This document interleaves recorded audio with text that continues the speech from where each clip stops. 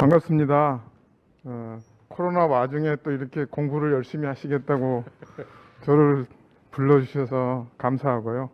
우리 김근수 회장님하고 우리 주한 교수님 다들 감사드립니다. 이 강의가 어찌 보면은 좀 생뚱맞을 수도 있겠습니다. 지금 코비드 때문에 밖에를 못 나가는 상황에서 글로벌 아웃리치를 한다는 어찌 보면은 굉장히 무엄한 코비드 입장에서 보면은 그런 강의를 했는데, 이게 지금까지 제가 왔다 갔다 했었던 것을 이야기한 기회로 하시고요. 그리고 거기에서 이제 여러분들한테 이제 학문적으로 도움이 될 만한 것은 온갖 스펙트럼의 그 스파이널 디포미티 환자를 오늘 아마 다 보실 수 있지 않을까 그런 생각을 합니다. 그래서 이 소중한 시간을 그런 것을 같이 나누는 시간으로 사용하겠습니다. 네, 뭐 이 강의를 위해서 제가 디스클로즈 할 건 아무것도 없고요. 그래서 이제 왜 글로벌 아웃리치 미션을 하였고 어디를 갔다 왔고 그런 것을 하려면 어떤 것이 필요하고, 그리고 이제 거기에서 만났던 그 온갖 종류의 디포미티 환자들의 대표적인 환자들을 아마 여러분들한테 보여드리고 싶어서 오늘 강의에 임하게 됐습니다. 이게 제가 1985년에 서울대학을 졸업할 때 사진입니다. 가운데가 저고요. 그 다음에 왼쪽에 그러니까 여러분이 보시기에 오른쪽, 이쪽에 저희 형님입니다. 여러분 보시면 알겠지만 제가 굉장히 몸이 큰 사람이거든요. 우리 학교 다닐 때 학교에서 제일 컸던 것 같아요. 고등학교에서.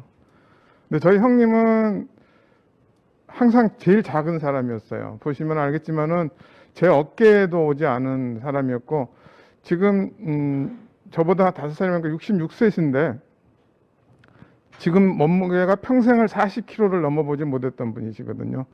그래서 어려서는 잘 몰랐죠, 왜 그랬는지. 근데 크면서 보니까 우리 형이 3살 때 TB 카이퍼시스를 알았고, 안타깝게도 그 당시에는 우리나라에서 그것을 치료해 줄 수 있는 병원도 없었고 시설도 안 돼가지고 할 수 없이 TB 카이퍼시스가 천형처럼 형의 인생을 지배하게 됐던 그런 이유가 있었습니다. 그래서 제가 만약에 다른 나라에 지금의 우리 형 같은 사람을 도와줄 수 있다면, 내가 우리 형을 도와주지는 못했을지 모르지만은 그런 비슷한 사람을 도와주는 게 우리 형을 도와줄 수 있는 길이 아닌가, 그런 생각을 하게 됐던 게 첫 번째 이유고요.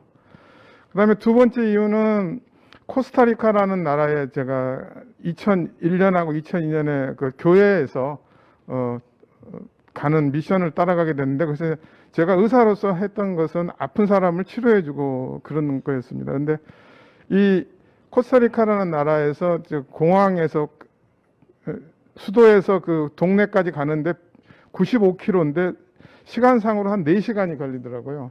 이게 뭘 소환을 했냐면은, 제가 아주 시골 출신인데 제 시골에서 광주까지 100km입니다. 100km. 근데 제가 어렸을 때 꼭 4시간이 걸렸어요. 그래서 그런 시대를 코스타리카에서 미션을 하면서 느꼈던 게, 이런 나라가 많이 있구나 아직도. 근데 내가 너무 내 삶에 바빠서 모르고 있었구나.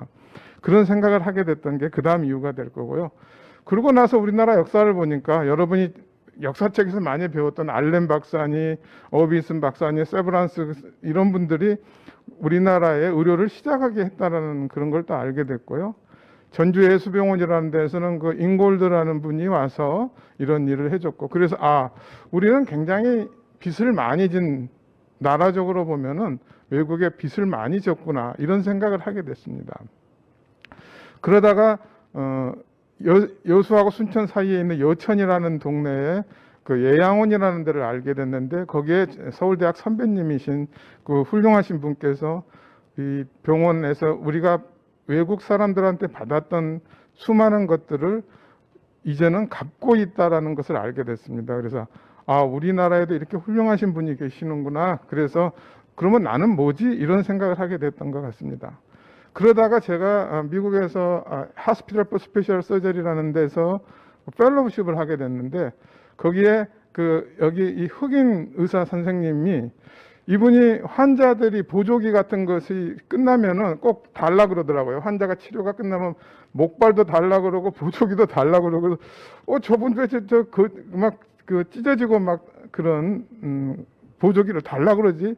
그래서 알고 보니까 이분이 98년에 제가 2006년에 펠로우를 했는데 98년에 아프리카 지역의 모든 환자들을 치료하는 미션을 시작했기 때문에 그거 환자들을 위해서 이 분께서 환자들한테 이런 걸 달라고 그랬던 것을 알게 됐고 그래서 이제 한 번 가보게 됐습니다.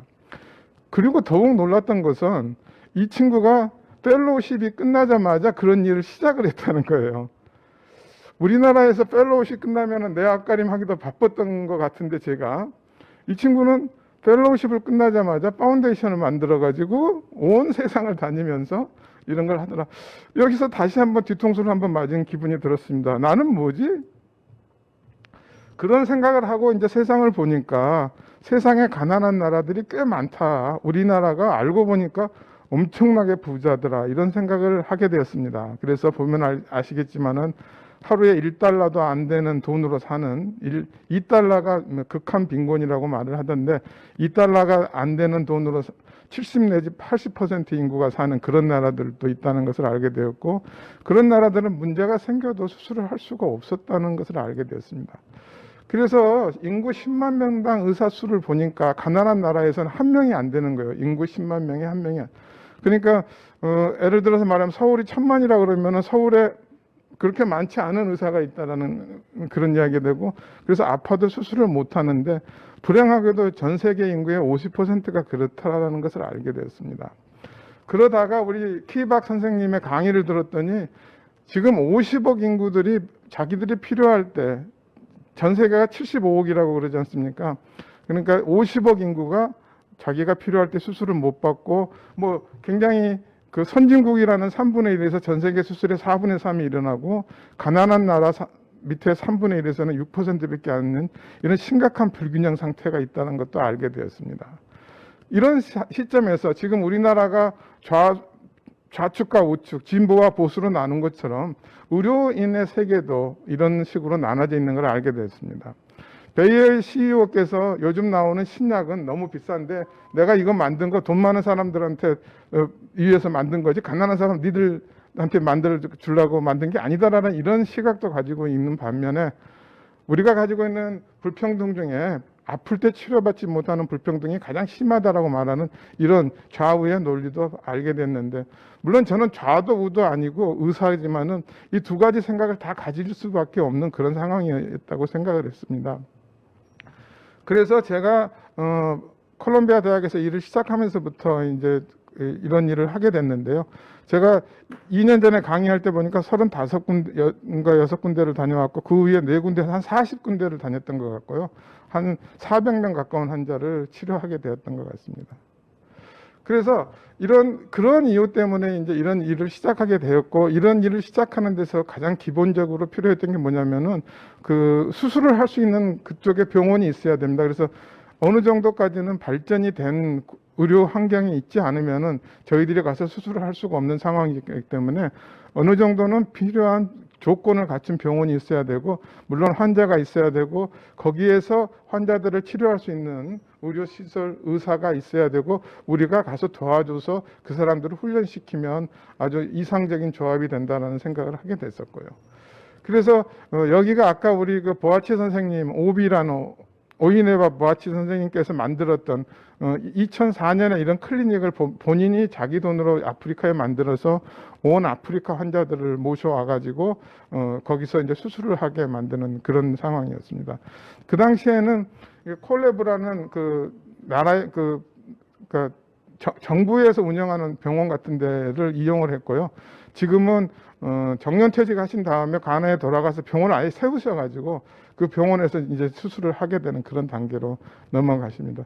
보시면 알겠지만은 이제 빨래를 밖에서 말리는 그런 상당히 그런 방식에 그리고 길은 아직 포장이 안 돼 있고 머리 위로 이렇게 우리 어렸을 때처럼 물건을 이렇게 쥐고 가면서 파는 그런 것을 볼 수가 있습니다.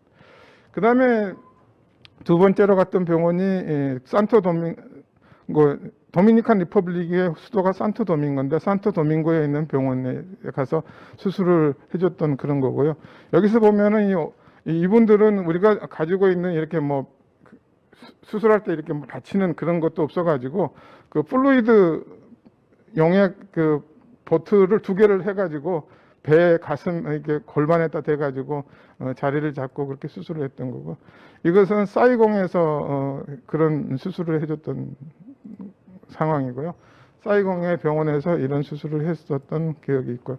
그 다음에는 이제 중국이 사실은 이렇게 수술을 시작한 게 별로 얼마 안 됩니다. 2001년인가 2년에 1000불을 넘었기 때문에 2000년이 되기 전에는 돈이 없어가지고 수술을 전혀 못하는 상황이었기 때문에 환자들이 어른이 되도록 굉장히 심한 기형이 있었는데, 2008년에 5000불이 넘고 2015년부터는 외국에서 와서 수술을 못할 그런 나라에서 그런 정도까지 이르러서 최근에 엄청나게 10년 동안에 엄청난 발전을 이뤘던 그런 상황이시죠.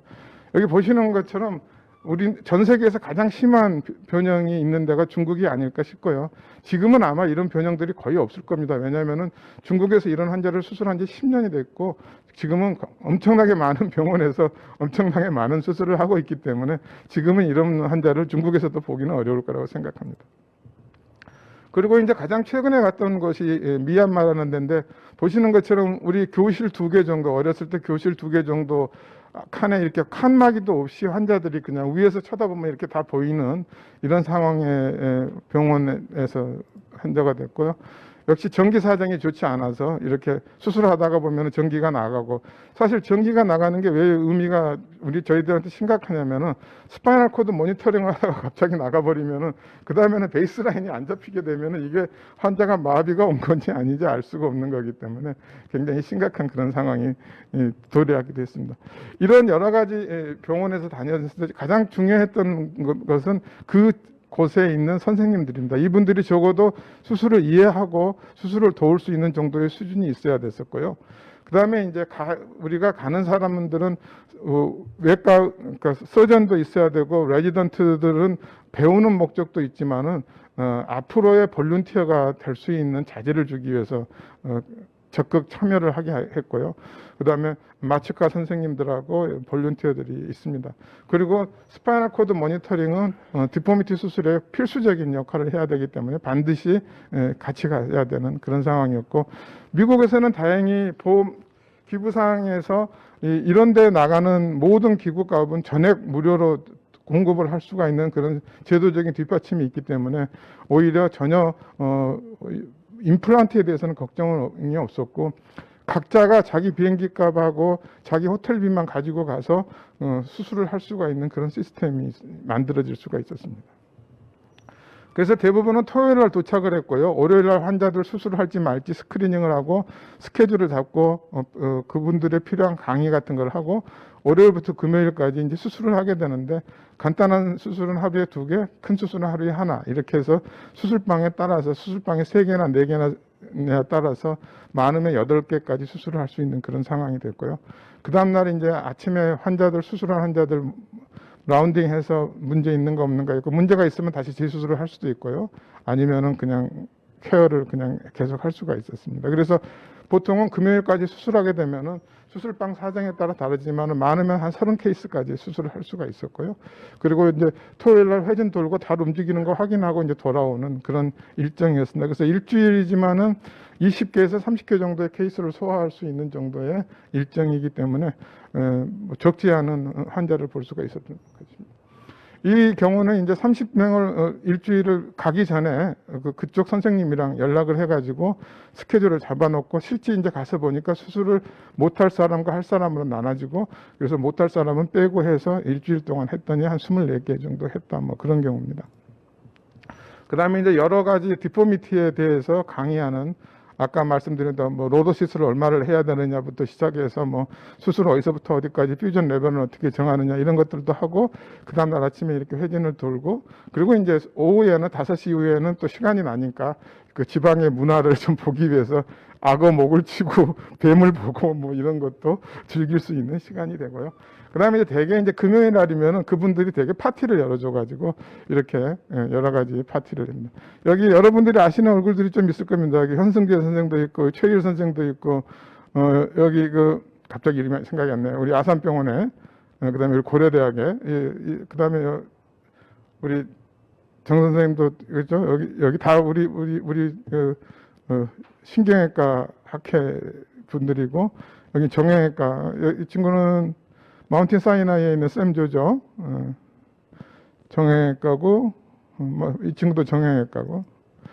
그래서 그런 식으로 해가지고 일주일 정도 우리가 케이스를 한 것을 지금부터 보여드리겠습니다. 그래서 가장 흔한 게 어덜러스트 이디오패틱 스콜리오시스고요.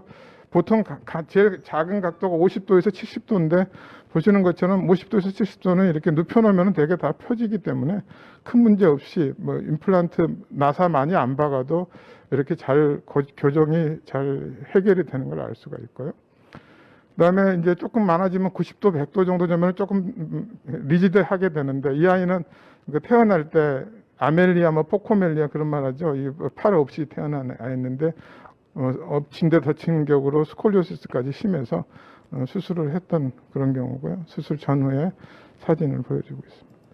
그리고 이제 130도 정도 되면은 좀 굉장히 이제 리지드한 축에 들어가는데 이런 경우도 포스티어 칼럼 오스테오토미만 가지고도 되게 충분히 수술이 되고요. 제가 했던 환자 중에 제일 심한 환자가 이 환자인데 168도입니다. 168도인데 사실은 여기 이 길이를 보면 알겠지만 다리에서부터 블록 하나, 둘, 셋, 넷 그래서 다리 길이가 4블록 정도 되면요. 트렁크가 한 블록밖에 안 돼요. 그러니까 1대1 정도 비율이 아니라 이건 거의 4대1 정도의 비율로 굉장히 트렁크가 자라지를 못한 걸 알 수가 있으시죠. 그거 이유가 이제 이렇게 스콜리오시스가 심했기 때문이고요. 수술해서 이렇게 쭉 펴니까 잘 펴지더라고요, 다행히. 그래서 수술 전후에 보면은 상당히 이제 수술 후에는 밸런스를 갖춘 그런 환자. 그래서 아주 간단한 60도부터 시작해서 가장 심한 170도까지 이렇게 다양한 스펙트럼의 이디오패틱 스콜리오시스 환자들을 경험을 할 수가 있었던 것 같습니다. 그리고 이제 콘제니탈 하이퍼스콜리오시스는 모든 나라에서 굉장히 드문 환자고요.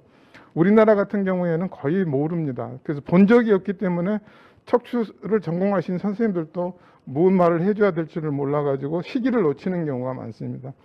콘제니탈 하이퍼스콜리오시스는 어렸을 때 수술할수록 좋습니다. 그래서 좀 심하게 말하면 2살, 3살 때도 수술해도 좋은 경우가 많기 때문에 콘제니탈은 큰 다음에 뭐 하라는 말보다는 빨리 하는 게 좋을 때가 많습니다. 그래서 보면은 여기 보면은 콘제니탈 헤미버테브라라고 스파인 하나가 이렇게 생겨서요. 헤미버테브라 리섹션 해가지고 잘라내고 포스티리어 컬럼 리섹션 하듯이 잘라내고 퓨전하는 그런 걸 보여주는 거고요. 이게 이제 제일 간단한 콘제니탈 헤미버테브라가 제일 간단한 콘제니탈 스파이널 아노멀리가 될 거고요. 이런 것처럼 여기는 이쪽에서 언세그멘티드 바라고 그래가지고 이쪽에서 뼈가 붙어가지고 이쪽은 안 자라고 이쪽은 헤미버테브라가 있어가지고 양쪽이 자라는 이런 경우거든요. 이런 경우에서 이제 이런 경우를 경험이 없으시면 이걸 어떻게 수술해야 될지 사실은 굉장히 황당해 하시는데 수술은 비교적 간단하게 잘 됩니다. 그래서 아이들이 어렸을 때 수술하는 게 오히려 도움이 되는 경우가 이런 경우가 될 수가 있다는 얘기죠. 이 아이는 1살 때 아프리카에서 수술을 했는데 뭘 했는지 본인도 모르고 아마 그 수술한 사람도 뭘 했는지 모르고 수술을 했던 것 같습니다. 라미넥토미를 했던 것 같은데 콘제니탈 스콜리오시스 환자한테 라미넥토미는 아무런 의미가 없죠. 그래서 보면은 요 골반하고 이 엑실라에 손가락 2개 정도 들어가려고 할 정도로 애가 몸이 틀려 있었던 아이거든요. 그래서 트랙션만 하고 인사이트 퓨전에서도 이렇게 많이 커렉션이 될 수가 있는 그런 경우였고요. 이 경우는 이제 콘제니탈 카이포시스에서 앞쪽이 디벨롭가 안 돼가지고 심한 카이포시스가 생기는 그런 경우에서 리섹션을 해주고 퓨전을 해주는 그런 경우가 되고요. 카이포스콜리오시스가 같이 있는 경우에 카이포시스도 있고 스콜리오시스도 있는 경우에는 역시 버테브랄 리섹션을 해야지 얼라이먼트가 맞춰진다 이런 걸 알 수가 있습니다. 그래서 콘제니탈 카이포스콜리오시스 쪽으로 가게 되면은 버테브랄 컬럼 리섹션이나 헤미버테브랄 리섹션이 필요한 경우가 많기 때문에 조금 더 주의를 요한다고 생각하시면 되겠습니다. 뉴로머스쿨라 스콜리오시스는 스콜리오시스하고 머스쿨라 스콜리오시스로 생각할 수 있는데 여러분이 잘 아시는 것처럼 세레브럴 포지가 뉴로 스콜리오시스의 대표적인 거고 머스쿨라는 머스쿨라 디스트로피가 그런 이유라고 보시면 되겠습니다. 그래서 이렇게 애가 이렇게 큰 C자형, 라지 C자 모양으로 이렇게 되고 펠빅 오블리퀴티가 45도 정도 되는데 이런 경우도 사실은 스켈레탈 트랙션만 해도 마취해놓고 많이 코렉션이 되고 그런 상태에서 인사이트 퓨전하게 되면은 이렇게 잘 수술이 어렵지 않게 할 수가 있기 때문에 이런 경우도 그렇게 해서 쉽게 해결할 수는 있습니다.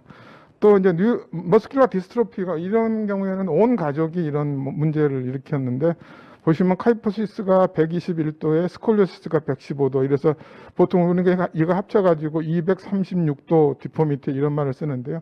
역시 버테브라 컬럼 리섹션을 해서 얼라이먼트를 맞춰줘야지 카이포시스가 교정이 되고 스콜리오시스가 교정이 돼서 밸런스를 맞춰준다는 그런 말씀입니다.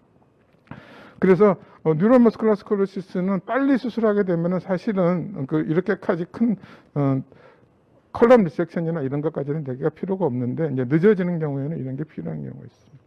신드롬 스콜리오시스는 뉴로머스큘러에서 우리가 말하는 뉴로파이브로마토시스라고 여기 보면 이게 큰 점들이 보이시는 걸 알 수 있고 척추 모양이 이렇게 스캘로핑이 돼가지고 이렇게 짤룩짤룩하게 보이는 그런 걸 볼 수 있으며 이 버테브라에 듀럴 액타지아가 있기 때문에 페디클이 대부분 없어요. 그래서 그런 경우에 이제 거기에 맞춰서 필요한 수술을 이렇게 하는 경우도 있고요. 이 경우에는 이제 시비앙 카이포스폴리오시스로 다른 데서 수술을 했는데 인펙션 돼가지고 결국 임플란트를 다 빼서 디포미티 커렉션이 안 됐다는 환자고 그래서 버테브랄 포스티리어 컬럼 리섹션만 가지고도 상당히 커렉션을 잘할 수 있다는 것을 말씀드릴 수 있습니다. 그리고 사실은 앵킬로징 스폰딜라이티스는 동남아 쪽에 있는 거로 많이 생각이 듭니다. 이게 다른 데서는 앵킬로징 스폰딜라이티스로 제가 그 미션 하는데 왔던 환자는 못 봤는데 이쪽 미얀마에서는 특히 앵킬로징 스폰딜라이티스 환자들이 많았습니다. 그래서 보시는 것처럼 앵킬로징 스폰딜라이티스가 뒤쪽은 다 붙었지만 앞쪽은 안 붙은 경우가 있습니다.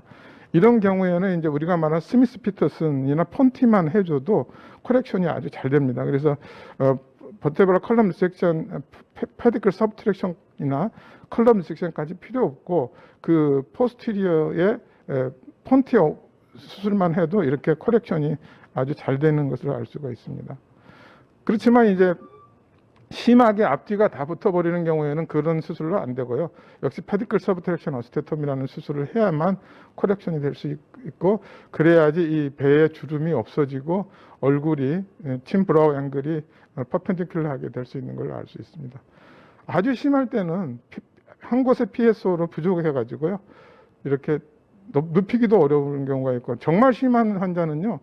이렇게 눕히질 수가 없어가지고 옆으로 라테럴 포지션에서 수술을 해야 되는 경우도 앵킬로징 환자들은 있습니다. 어쨌든 이 환자는 두 군데의 PS로 해서 얼라이먼트를 맞춰줬던 그런 경험이 있습니다. 그리고 이제 가장 어렵고 가장 문제가 많이 생기는 TB 카이포시스가 있고요.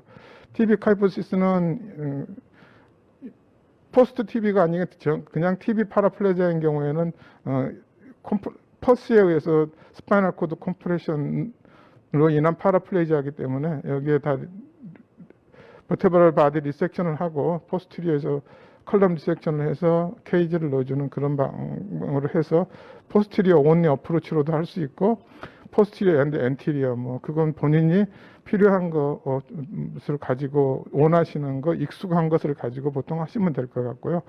보통 엔티리어 들어가면 체스트브를 박아야 되기 때문에 케어가 좀 복잡해지는 경향이 있어서 보통 포스티리어 다 하려고 저 같은 경우에는 다 하려고 그럽니다.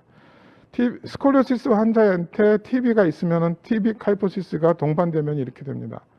그래서 버테브랄 보통 스콜리오시스 수술이 아니고 컬럼 리섹션까지 가야만 이렇게 해결이 되는 경우도 있고요. 콘제니탈 카이포시스에 버터플라이 디포미티가 있는데 거기에 결핵이 와가지고 완전히 퓨전까지 돼버린 그러니까 엎친 데 겹친 격으로 되는 환자입니다. 그래서 럼바가 카이포시스가 생겼고 토라식이 로도시스가 돼서 오히려 밸런스가 맞아버리는 이런 심각한 경우도 있고 근데 이제 시간이 지나면서 디제너레이션이 심하기 때문에 견디기 어려워서 컬럼 리섹션까지 해서 얼라이먼트를 맞춰주는 그런 경우가 있습니다. 우리가 이제 가끔 보는 포스트 TB 카이포시스죠. 그래서 결핵 후에 이렇게 되는데 이런 경우가 TB 카이포시스에서 제일 문제가 되는 게 알파하고 오메가입니다. 무슨 말이냐면 알파 세입으로 디포미티가 되거나 아니면 오메가 세입으로 되는 거고요. 그런 경우에 보면은 거의 이 버테브럴 바디들이 두 개가 서로 이렇게 패러럴하게 들어가거든요. 다른 말로 헤어핀 디포미티라고 제가 말하는데 그런 경우는 굉장히 위험한 수술을 할 수밖에 없는 그런 경우도 있습니다. 그래서 디포미티 커렉션을 해서 170도 카이포시스가 90도가 된 거거든요. 90도만 돼도 사실 많다고 그러는데 170도인 환자를 90도로 만드는 수술은 생각보다 굉장히 복잡하다고 말씀드릴 수 있습니다. 그래서 제가 글로벌 아웃리치 미션을 하면서 느꼈던 것은 제가 다른 사람을 도왔다거나 이런 건 전혀 없는 것 같고요. 제가 어렸을 때 느꼈던 우리 형님에 대해서 그 애틋했던 마음을 제가 도움을 받는다는 생각이 들었고요. 그런 것으로 인해서 스트레스 받았던 제 정신을 치료하고 있다는 생각이 제일 많이 들었습니다. 그리고 그런 미션을 갔다 오면서 굉장히 그 가슴 속에 아주 큰 기쁨을 얻을 수가 있었기 때문에 제가 그 사람들을 도운 거라기보다는 그 사람들이 더 나를 많이 도운 건 아닌가 이런 생각을 했었고요. 그리고 비록 나라는 다르지만 다른 세대, 젊은 세대 그리고 그 사람들을 하고 서로 친구가 될 수 있는 기회가 됐었고 내가 아는 것을 조금이라도 나눌 수 있는 기회가 됐기 때문에 이것은 의사로서뿐만 아니라 사람으로서도 굉장히 좋은 기회가 아니었던가 이런 생각이 듭니다. 감사합니다.